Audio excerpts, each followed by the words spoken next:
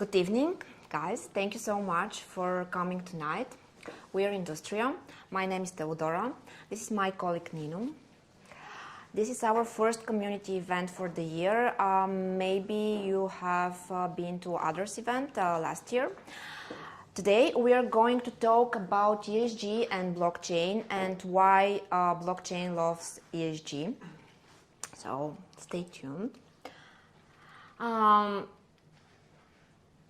Few words about Industria. We are a technology consulting company and we work with blockchain. This is our expertise, the main expertise, and that's why we are hosting these events, and we are very happy to see you tonight and to share our knowledge, our best practices, and to hear back from our community. Okay, you're here. You have read the subject of the event, it's blockchain. So my guess is that you know the basic concepts of blockchain, because tonight we are not going to dig into the technical details of the blockchain as a technology. Rather, we are going to explore the differences between private and public blockchain. Nino is going to talk about that. And we are going to talk about ESG, basic concepts of ESG. That sounds good? Yeah. Cool. Okay, I'll jump right into it. And I will start with a few basic concepts of the ESG. And what is ESG? It stands for environmental, social, and governance. And first, before I go into any details, I would like to make a quick disclaimer. This is a topic that is so vast, so diverse, it has so many aspects that it's completely impossible to touch all of it, or even a fraction of it in a presentation like this one. That's why tonight I'm going to talk briefly about basic concepts, but if I miss something or there is something that you would like to add further, we can discuss it during the networking part. ESG is an approach that helps companies to estimate and to evaluate their environmental and social footprint as a basic definition. It has a range of activities, a wide range of goals, and all of these are interrelated and interdependent between each other.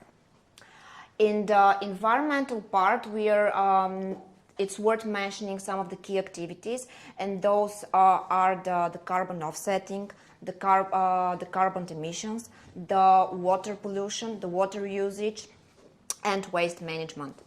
In the social pillar of the ESG, some of the key activities are labor standards, safety and health standards in the workplace, also human rights, inclusion, equality. In the governance pillar, we are going to mention business ethics, bribery and corruption, auditing, accounting, but also we could mention board compositions, executive compensations, among other important topics. Well, those are key activities, and companies are pledging and complying with these activities to, reach to some goals. ESG has many goals. The range is really wide, but we are going to mention here 4 that we are considering key to our presentation today. Those are transparency, like in broader sense, the transparency of the companies as they're presenting them in the society and the public eye. Then we have the supply chain sustainability. Supply chain, everything is related to the supply chain, and just last year we have seen how susceptible is the supply chain to disruptions when, for example, the war in Ukraine started. So supply chain sustainability is something that is really, really important. We are going to give a lot of details in this direction. Social responsibility, again, in the broader sense of the social responsibility of the companies to give back to the society and to give back to the community in a responsible way. And carbon offsetting and trading. This is a topic that could be Well, the opinions could be polarizing. However, this is a goal that has been proven effective for the companies that are pledging to carbon offsetting and carbon trading. Few notable examples that are worth mentioning and are related to what I've just said with the activities and goals. And the examples are from big corporations, because corporations just up until recently are not so famous of being involved in something that is not profit related. Walmart is a very interesting example. They have built a blockchain solution, and they're tracking their complete supply chain. So if anything happens somewhere in the supply chain, any problem, this could be easily tracked and resolved quickly because of the technology. Microsoft is an interesting example in the social aspect of ESG. They have a huge worldwide program of hiring people with autism and people with neurodivergent employees. They have a huge program. Levi's, famous clothing brand, in the governance pillar, we are mentioning it because they have an interesting program of tracking and improving their governance and the decision-making processes, but not only in the Western world, but like in the whole supply chain that goes, far east.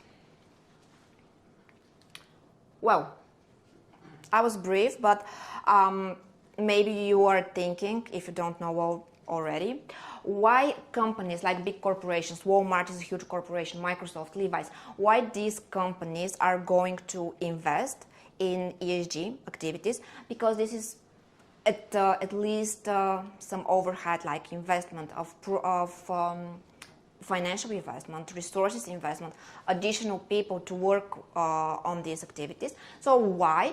Well, it is improved stakeholder trust, to improve their stakeholders. And by stakeholders, we can think about customers, we can think about employees, we can think about investors, but also the public eye in general, the wide public. And we know these days how easily the public opinion changes to, well, very opposite directions. With improved stakeholders' trust, this means customer loyalty, employees staying in the company longer, and so on, comes improved reputation. And improved reputation for all these stakeholders groups, plus the wide public opinion. With improved reputation comes a reduction of the risk. What kind of risk? Well, all sorts of risk, legal, environmental, any liabilities, they could be reduced with by improving just the stakeholder trust. And ultimately, all of this will lead to access to capital. Investors are really looking into the ESG practices of the companies and looking when they want to decide if they're going to invest. So access to capital and at some point better financial performance for the companies.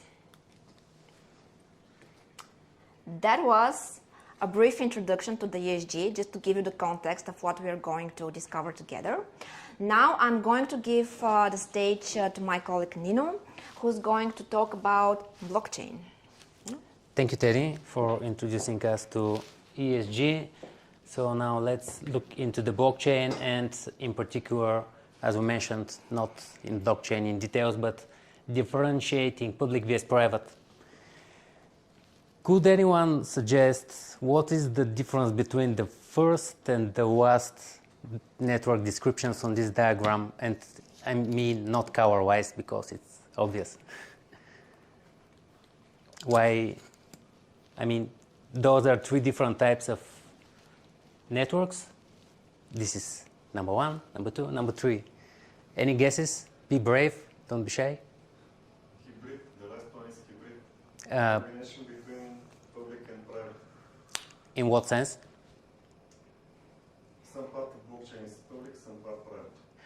yeah, it's close enough. Basically, how I understand this diagram and how I can differentiate those. But yeah, good catch. But we can speak about number one as a typical public network where all the dots, they represent different peers on the network. And we can see this is a single network. We have a single ledger on the network. Every peer, every node has a copy of this ledger. So this is the biggest difference between number three, where we can say, yeah, it's covered differentiating the three different private networks. But the key thing here is that they can be interoperable. They can interact between each other using distributed applications. They have different copies of the ledger. It's not a single copy. Basically, it's a network decision. Probably each node could have a separate copy of the transactions that only it should know, but we will discuss this on the later stage. So this is the biggest difference that I could mention here on this slide. On the public networks, we have a single copy of the ledger, where on the private networks, we can have multiple or different decisions for how nodes, how different peers store transactions.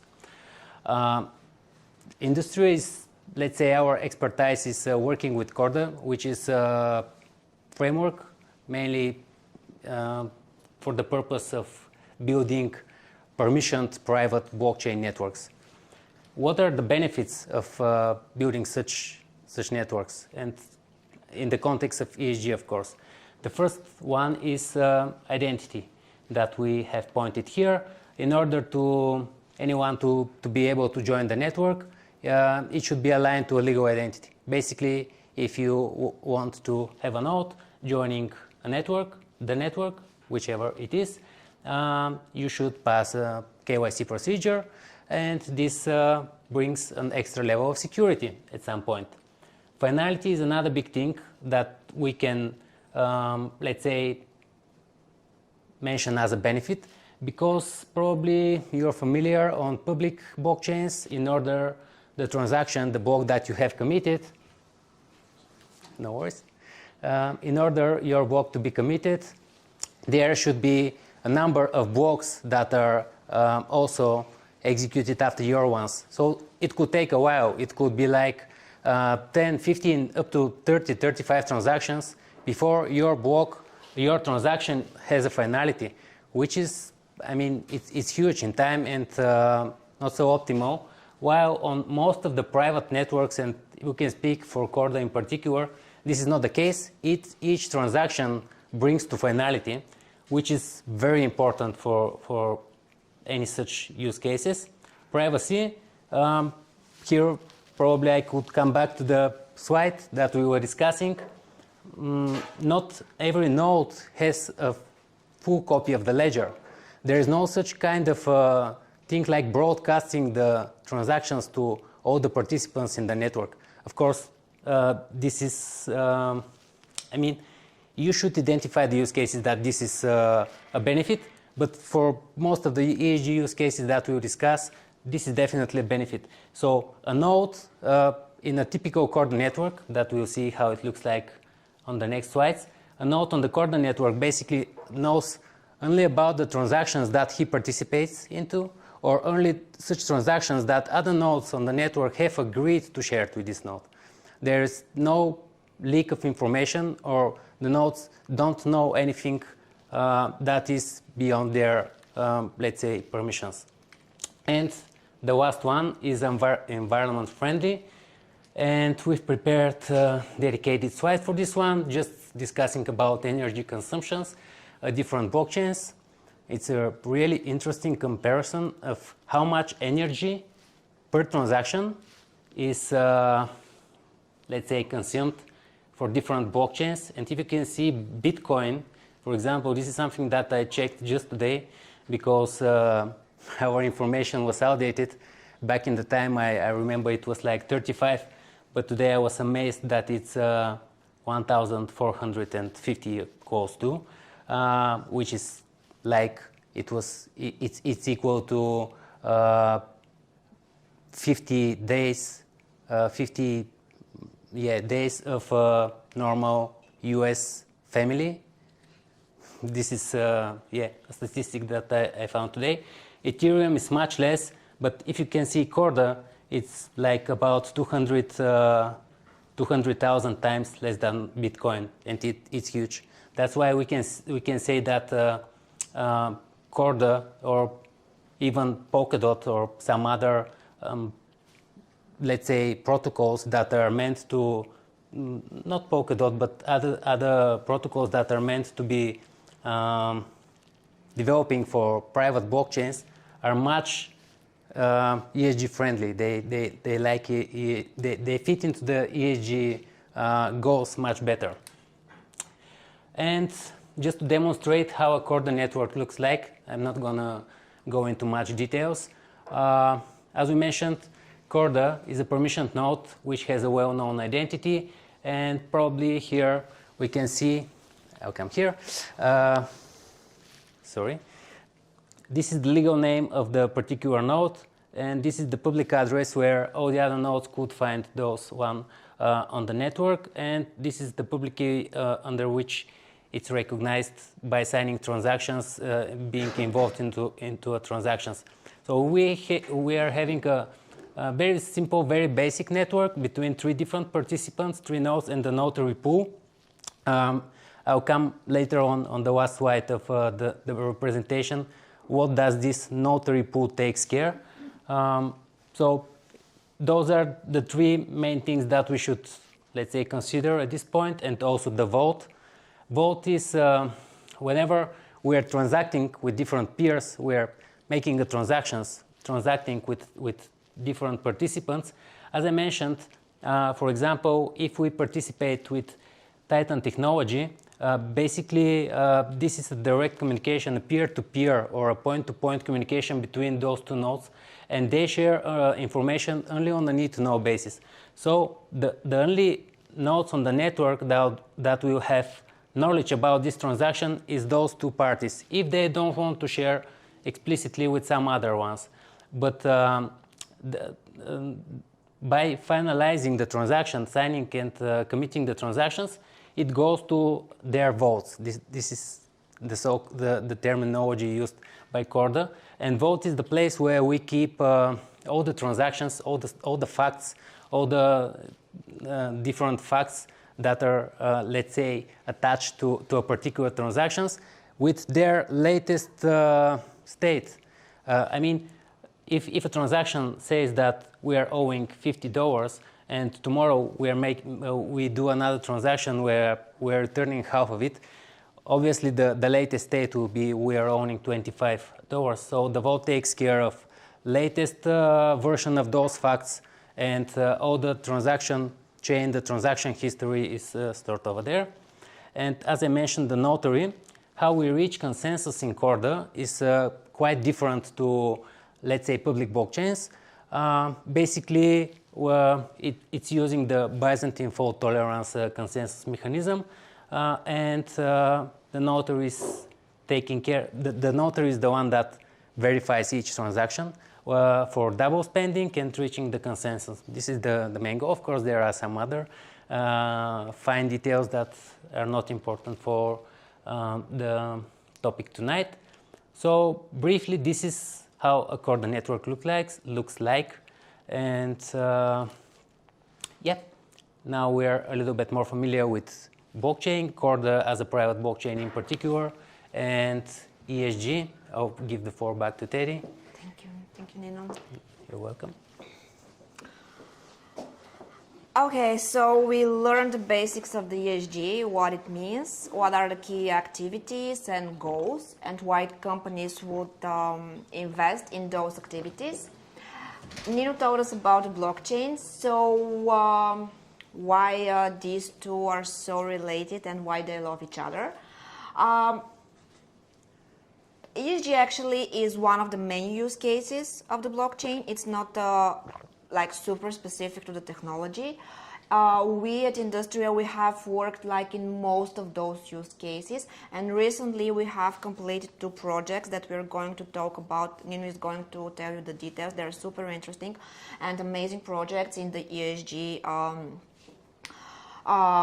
area, but all of these like finance, trade finance, insurance, telecoms, banking, we have worked on all of that, and yes, blockchain technology has many use cases. We are not going into details right now of those, just the one capabilities that are related to the ESG.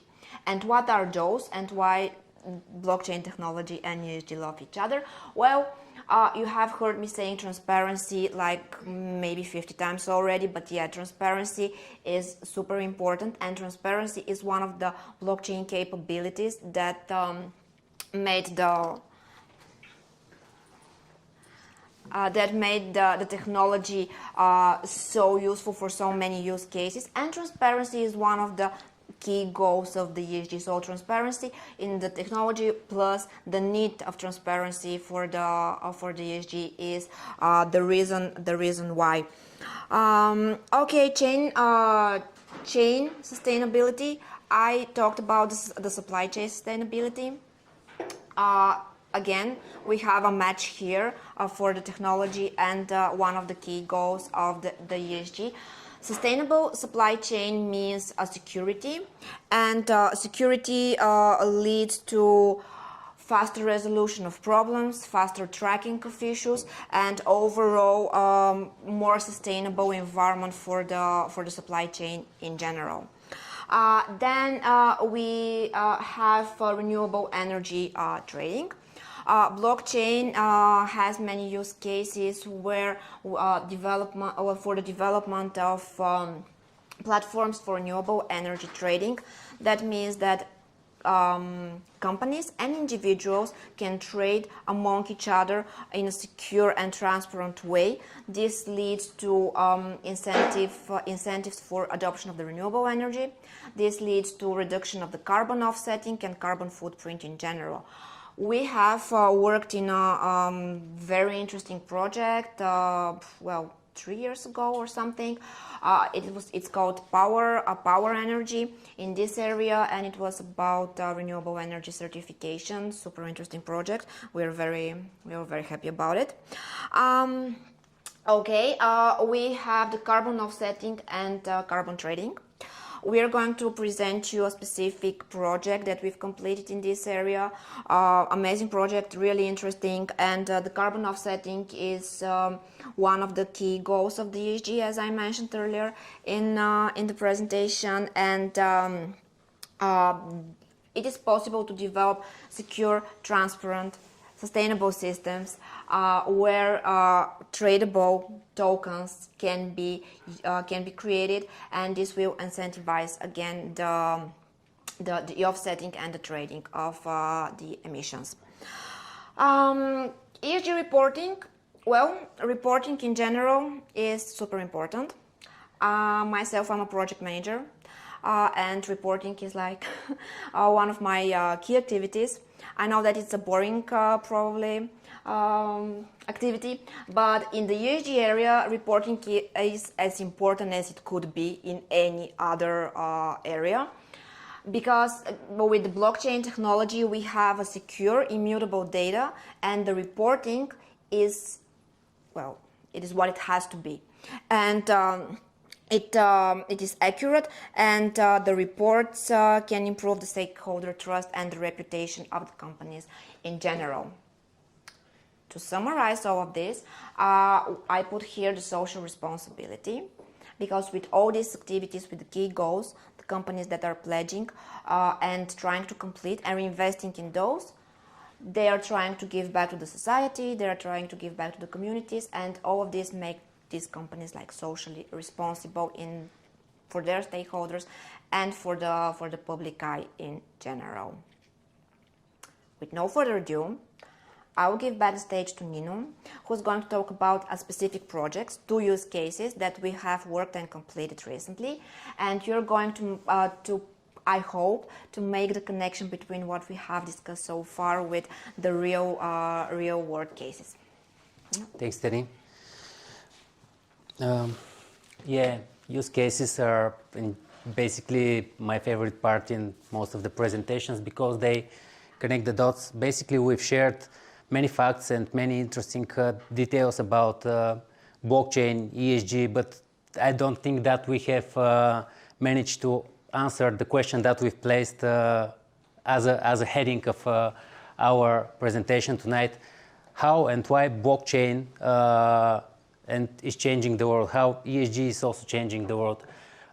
In order to be more, let's say, to try to answer to this very interesting question, we bring to the light two of the projects that we recently worked that fit exactly with some of the goals set as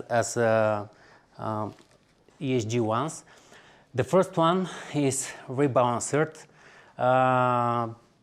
Cool name. That's the first thing I could say. Probably if someone of you have been in some of our previous presentations, have heard about it.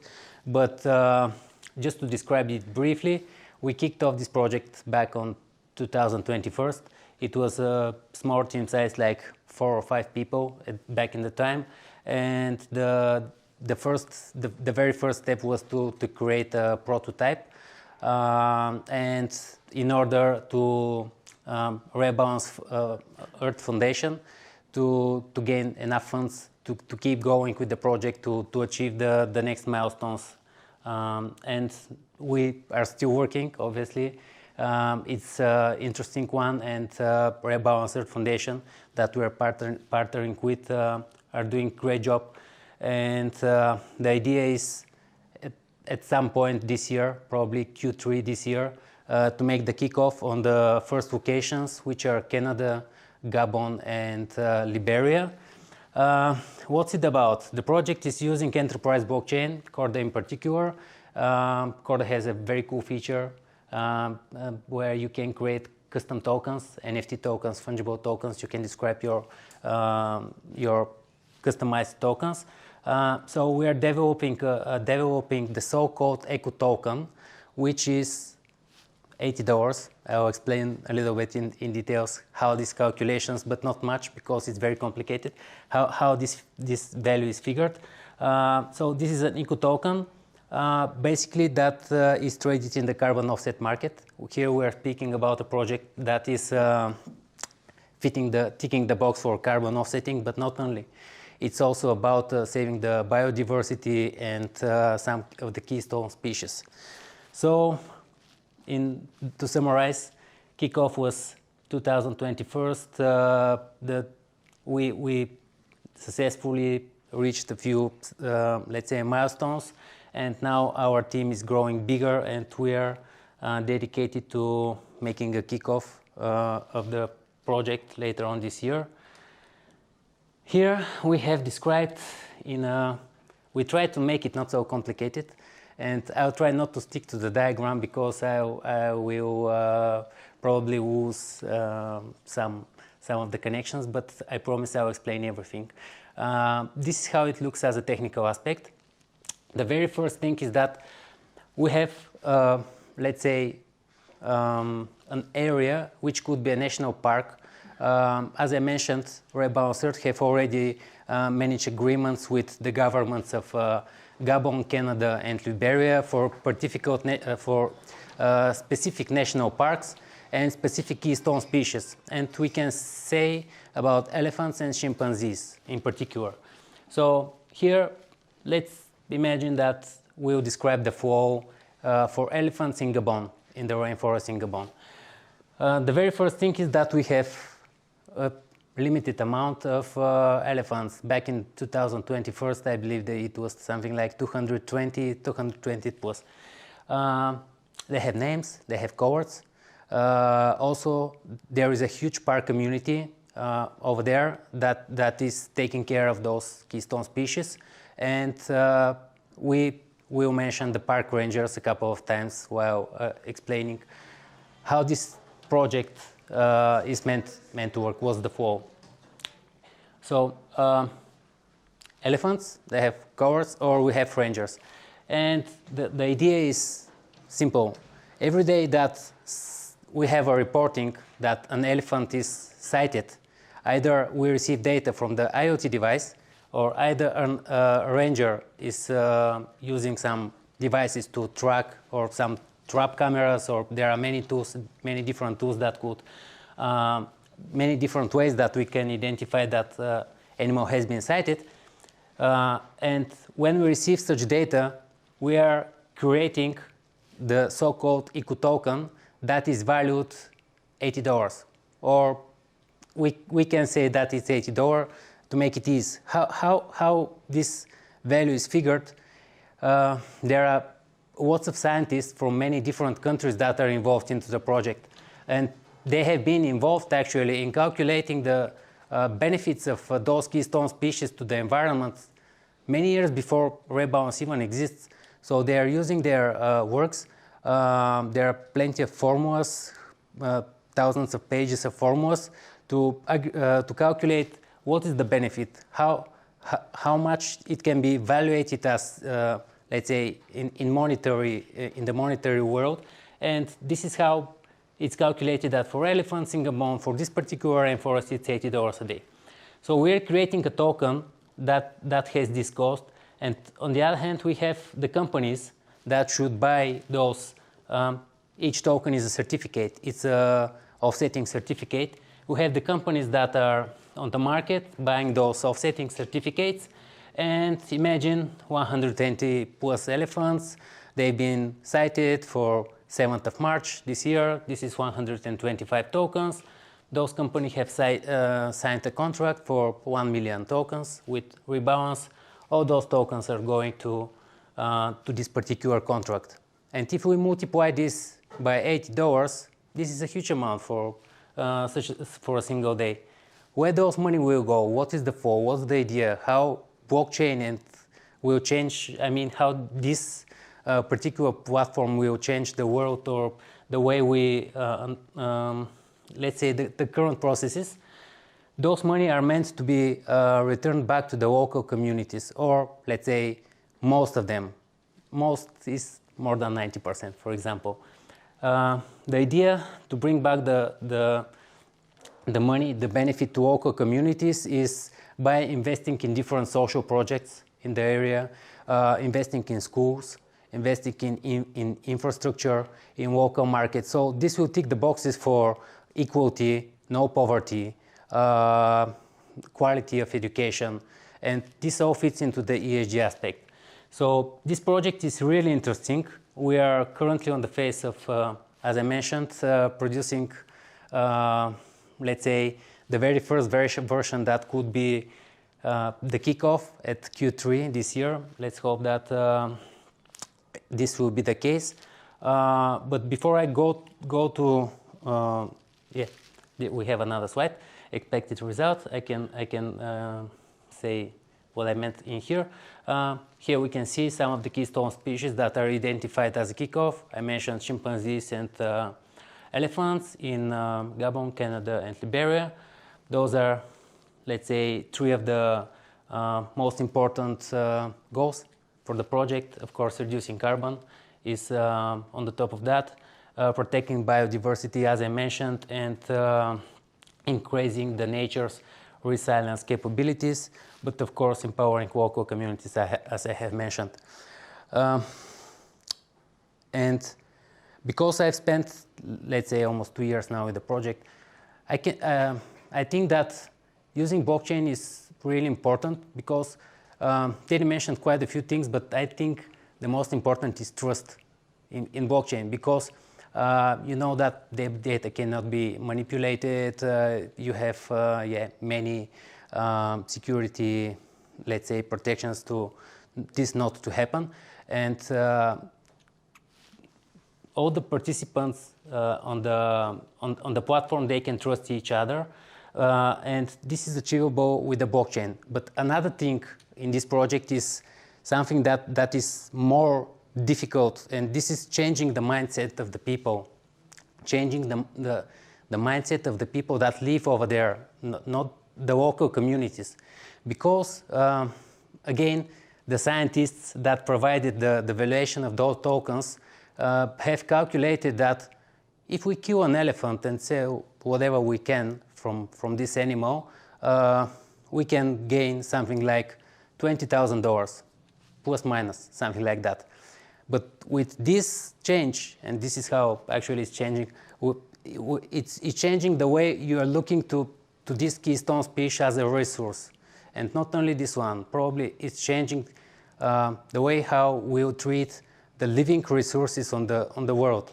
But in order to local communities and people that live in poverty over there to understand that in the long term, in the long term, it's better for them not to kill this elephant to get this money today or tomorrow to provide food for their families. This is the most difficult aspect of this project, to change the mindset of the people over there. Yeah, and this was not related to ESG or anything else, but because Rebalancers is an interesting project, I thought it will be interesting to share my thought with you. And the next one is digital sandwich. From biodiversity and carbon offsetting, we're jumping to another area of ESG, which is supply chain. And as you can understand, the name is again very descriptive, digital sandwich.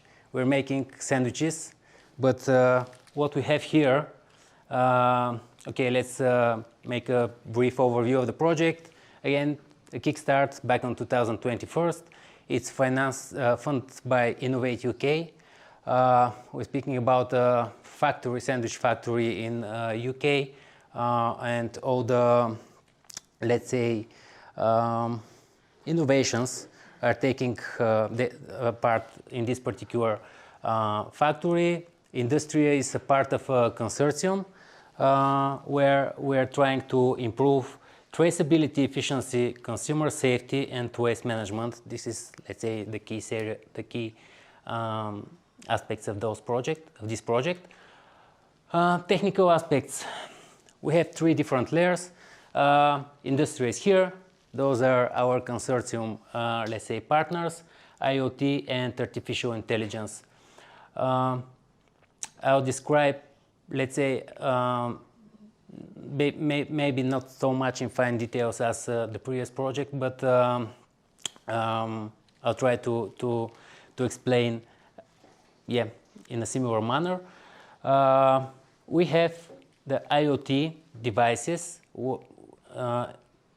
as a layer where, imagine the idea is tracking all the process from the farm to the sandwich, from let's say from the pigs to the ham. This was a terminology that was very popular at the beginning of the project, and tracking all the different processes. Many of those use different IoT technologies. Even for the simple thing of making sure that the temperature on the fridges where you are storing your food, they are, let's say, they are constant, and the requirements of temperature control is always constant. You have an IoT over there, and it's tracking all the time the temperature. The funny thing is that those IoT could, everything that is happening is reported to the DOT.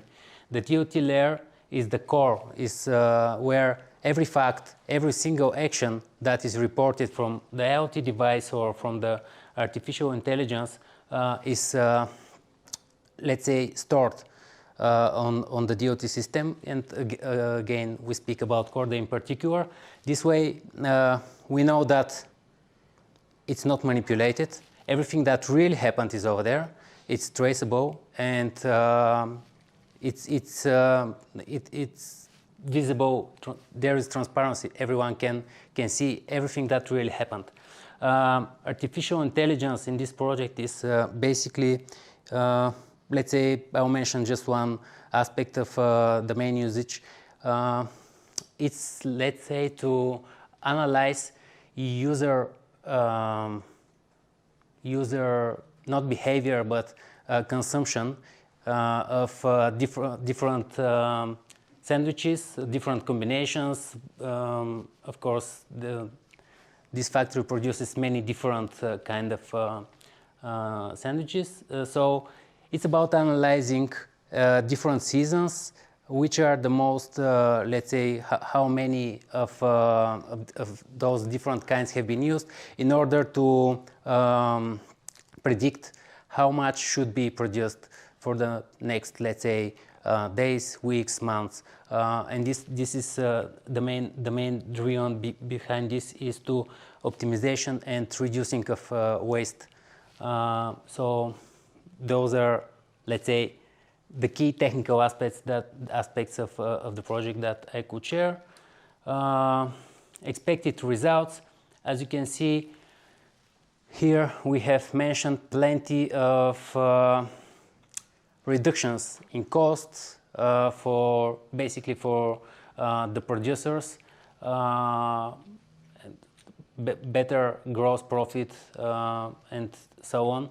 But the main idea, also one of the expected, let's say, results is not only on the financial aspect of the project, but also this traceability and, as we mentioned, from the pig to the ham, from the ham to the farm to the sandwich. It's a completely different aspect. There was digital twins also mentioned that I haven't, let's say, digged into that because it's also a huge topic. But I mean, it's not only the financial part in this project that is as expected result. It's about reducing the waste on different farms, different producers. And yeah, basically those are the key aspects that I could just come up with. Right. I think I hope that those two projects were interesting to you. I'll make a short summary, probably. Yeah. What could I say? ESG is quite interesting topic as a topic. Yeah, just on time. As Teddy mentioned, and we have some experience in particular areas, but it's huge, and I hope that we can lead the discussion after the closing. We have some surprises for you. Some questions. You haven't expected that. So we can bring the discussion after the end of the presentation. There are some materials here. They're basically bottles and yeah, some cubic groups from R3 and Corda. Feel free to grab ones. And yeah, I'll be more than happy together with Teddy and the rest of Industria team to, let's say, bring the discussion after the presentation. And we have some hidden, let's say, prizes, some t-shirts. So we've prepared a few questions. ESG is what? Anyone? Yeah. Environment, society, and governance is a set of tool or a set of tool to evaluate industry or an area or a type of new technology to evaluate its progress or something like this. Thank you. Yeah, that was actually really good. A tennis moment. Yeah, thanks. Nice.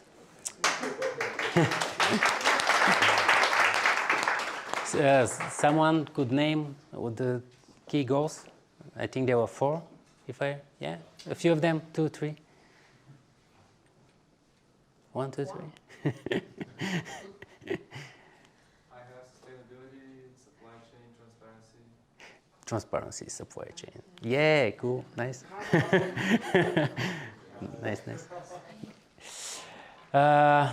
Corda, what is nice. Any ideas? What's Corda?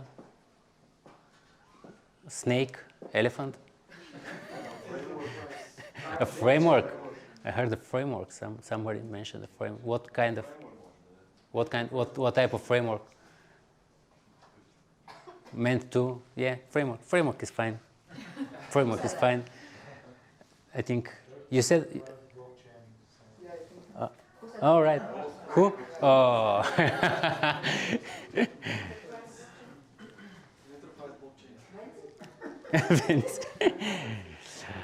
Cool. Some examples of blockchain and TSG projects? Digital sandwich. Yeah, nice. Cool. It was the last one, wasn't it? I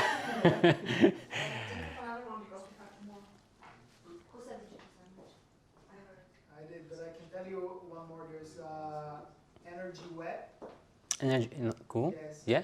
So Energy Web basically is a network which again provides traceability for sustainable energy production. So for renewable energy production and for trading renewable energy resources, and also trading carbon certificates. Energy Web. Energy Web, cool. So from renewable energy, producing certificates for. Yeah, so you connect your power plant, be it a solar power plant or wind power plant, to the blockchain. Cool. And then once you produce a megawatt, a certain amount of carbon credits is created. Yeah, and then that's saved on the blockchain, and then it's perfectly traceable that these carbon credits are made exactly from this renewable energy source. And then you can sell it on the free market to big institutional customers or factories or companies that need these carbon credits in order to be able to keep operations going. Cool. I asked you because Teddy mentioned that we worked on the area with Power Registry like a few years ago, but over there it was a little bit different. The idea was you have those, of course, renewable resources of energy, solar plants or whatever. But because we were partnering with some people from the States, the process is quite time demanding. I mean, it's not so easy to, and the purpose of this project was to reduce the time. Basically, most of the blockchain projects, actually, they are removing some middlemen. They are removing some pieces in the existing ecosystem, even supply chain. They are removing some of the players and making everything happens much faster. And that's why I was curious, understanding in particular for this project. Yeah, but what he's saying actually combines two of the capabilities and the goals. So on one hand, we have the renewable energy and the producing and going to the blockchain, and then you have the carbon offsetting and the credits. It's not exactly the offsetting, but it's the carbon credits. So it combines at least two. Yeah, cool. And this, I believe, is the last question, Okay. which is I a have one tricky more, question. Digital sandwich or rebalance is better? Rebalancers, sure. Okay, cool. Actually, there is no right answer. But right. Don't we have two? No, we have one. Okay, we have. We have another one. I have. I can. Take yours. Anyway, yeah. Yeah. Who spoke, by the way? You spoke? No? I spoke? No? Cool. And any other questions? Yeah, of course, we're here. We'll be more than happy to answer your questions or together have some kind of open communication. It will be amazing. I hope you liked the presentation and to have answered a few questions for ESG, what is ESG, how it fits to how let's say, blockchain and TSG, how they fit together, and given the sample of a few projects, what's the idea of, let's say, next-gen projects, how combining ESG blockchain together, we can have a different aspects of the processes or that are currently existing, how they could be changed, or even bringing new ones that are not existing currently. And we are going to have drinks on the other side. So everybody's welcome. Cool. Thank you so much. Thank you. Any questions now? Or? Yeah, of course. So first of all, Mr. Elmer, do you have some kind of large projects in your company? So you mentioned the size of your teams about 7 or 8 people. Yeah. And what about the projects for the 50 people? First of all, Industria size is 40 people. So, yeah. And also you mentioned the second question is related to the digital twins. Yep. So it's quite exciting in terms of to know more about how this can work with digital twins. All right, cool. I'll try to answer the second one. I was not so much involved in the digital sandwich. Maybe you have sensed that I have been like, okay, digital sandwich. I know the main technical aspects, most of the answers, but not all of them. And I'll try to answer to this one as well. On the first one, big projects. Yeah, we've been involved in big projects, but I'm not sure how much I can share about those ones because most of the time we are signing a non-disclosure agreement. But just to bring, maybe I can share that Industria on its own, we've not been, let's say, contributing really huge project that we've been building for a couple of years or 3 or 4 years. Yeah, Rebalancers is such kind of, but there are phases, 5-6 months. Then we have trying to reshape, let's say, have the goals for the next phase, then another phase, such kind of things. But we've been, as Terry mentioned at the beginning, we are a consultancy company. And we've been, let's say, consulting and part of really huge projects with big teams like 200 plus people, where we definitely, let's say, are playing the lead roles in some of the aspects when it comes to Corda. Our expertise is in Corda and blockchain. And in that area, we've been part of big teams. I could not mention names. But yeah, we've been, and actually they fit ESG as well in many aspects. But yeah, that's my answer. Is it okay for number one? At least domain or some domain. Probably afterwards on a drink I can share with you. Cool. And on the second one, digital twins. With Innovate UK, Digital Sandwich is our second project. We had previously worked on a project called SweetBridge, and SweetBridge is actually one of our consortium partners. They play a key role in both of the projects. In both cases, digital twin is something that is a key part of those things. Yeah, I haven't mentioned SweetBridge, but over there, what's the idea? It's about insurance, basically, and it's really funny because we have, again, artificial intelligence over there. We have SciSteller, which are taking the photos from NASA, and they can read it with the artificial intelligence, and they can say, oh, this tree is too close to your house, you have to cut it, or otherwise your insurance is, yeah, we're not gonna take the risk of this tree staying in your. So this is something that they do with satellite images. And over there we have digital twins as well. So digital twins, probably when we speak about the building, you can imagine this building, this floor, this room, exactly as it is, with the digital representation. Everything is digitally transformed. You have the feeling that you're here. But actually today we discussed with Teddy exactly on that topic, that something that the next couple of years where it should go and it's aiming at is imagine you have earthquake. Recently there was really we know all about the earthquake in Turkey. So the idea of digital twins is to simulate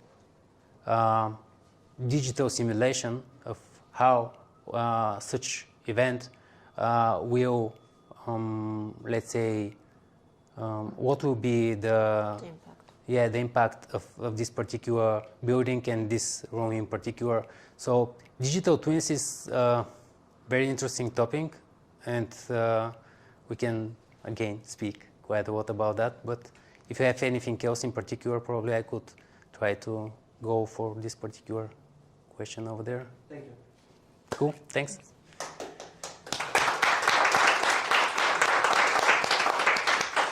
Good questions, thank you. Anything else? What about the NFT market? Have you considered getting into NFTs? NFT market? No. This project, This is not open source project. Corda. Corda is, well, you have enterprise and you have open source. But you said you need a permission.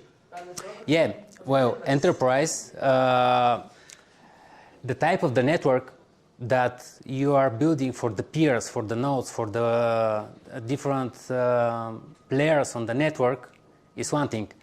But the protocol, if it's open source or enterprise protocol, is a different story. So basically, Corda has both of them, open source and enterprise. Of course, enterprise brings some features that are really nice, but they are not the ingredient. They are not the, let's say, you are still able to operate a node. Corda is a framework. You are building decentralized applications, and those applications are installed in this node. And using those applications, nodes communicate between each other. And you can install many different applications built on Corda on a single node, and you can communicate with many different nodes. So open source gives you all that you need to build those applications, install them on a node in order for you to be able to communicate with. There is no such kind of mainnet, but it's close enough. Corda has a mainnet kind of. So you can operate a node, have an application that's written on an open source, and it can go to this mainnet, communicate with all the nodes that have the same Corda app. You can speak between each other, so there is no restriction in that. The public part, the private part comes with the KYC procedure. In order you to be able to join this node to this network, there is a strict process. Your company is checked for, let's say, there are a number of criteria that you're not on the blacklist, for example, and once you tick all the boxes, you have the green light for joining this network.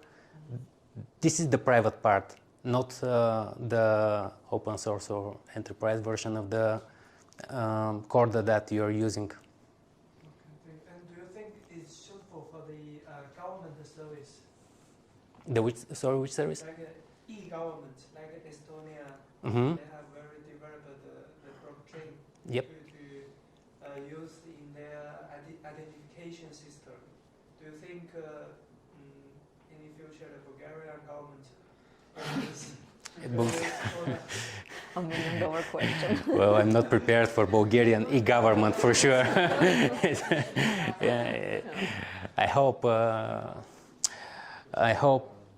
Corda is actually a very good fit in such, let's say, use cases. Really, I mean, it's designed for such cases. Basically, the very initial idea of Corda was financial markets and fintech, interbanking. But with the time, the company realized that it fits in many different aspects: healthcare, central bank digital currency. We had a topic back in time for this one. So central bank digital currency, Corda has been working in producing, let's say, some kind of, not some kind, but there are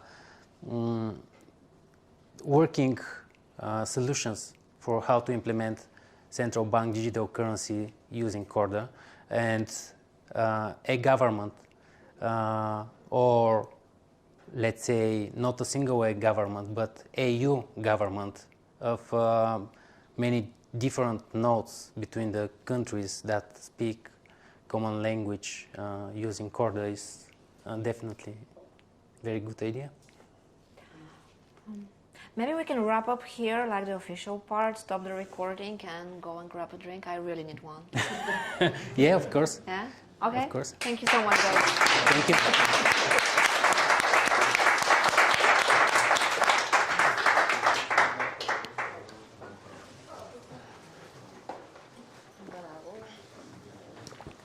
Can I take one? Of course, yeah, please It's take all of them. different of them. No, they are the same. Because the color, as you can see, it's a bit different. You can open and choose whatever it fits. There are some switchers as well. And where for digital twin is the blockchain? Because digital twin, the industry is the digital twin is okay, but how it's connected?